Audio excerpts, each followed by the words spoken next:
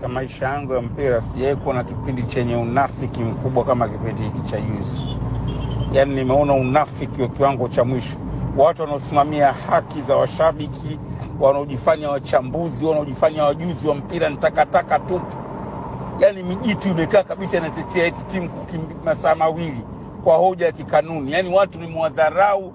Yaani juzi bado kidogo tukosa magoli na nilikuwa sitaki na mpira, sitaki mambo ya mpira. Puzi mtupu. Yaani watu unaoamini wanaweza wakaelekeza mambo kwenye mpira ni takataka tu, unafiki mkubwa umewajaa. Mnakaa mnatetea ujinga. Watu wanaacha kucheza mechi kwa masaa mawili kisa kanuni. Washabiki zaidi ya 30-40 wamelipa vingilio. Watu wamelipia vifurushi vyao, watu wamelipia vingamuzi vyao, wametoka mbali. Hamjali washabiki, mnakimbilia eti kanuni imevunjwa. Katiba zinavunjwa ya Yanga. Mwaka wa 3 wafanye mkutano mkuu, mpo kimya, afu mnajifanya watetezi wa mpira. Takataka tupu nyinyi. Mimi nawaambia ukweli kabisa na wala siwaogopi. Hakuna yoyote wa kunifanya chochote na hamna lolote ananiweza. Nimeanza kuchambua kabla nyie wote mko kwenu kwa Magimbigo huko. Naifahamu najua mpira watetezi wakubwa, kumbe unafiki tu. Hamuangalii washabiki.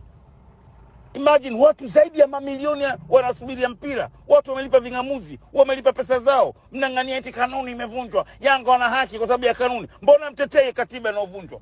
Mwaka wa 3 wafanye hata general meeting hapa. Mmekalia unafiki tu. Lakini la FCC kutwa mko mitandaoni.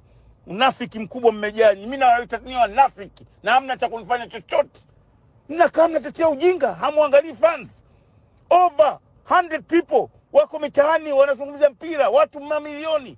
Serikali imechagama, imetoa maelekezo. Leo mnasema katiba kanuni imevunjwa. Katiba haijavunjwa kwa kuikiuka TFF.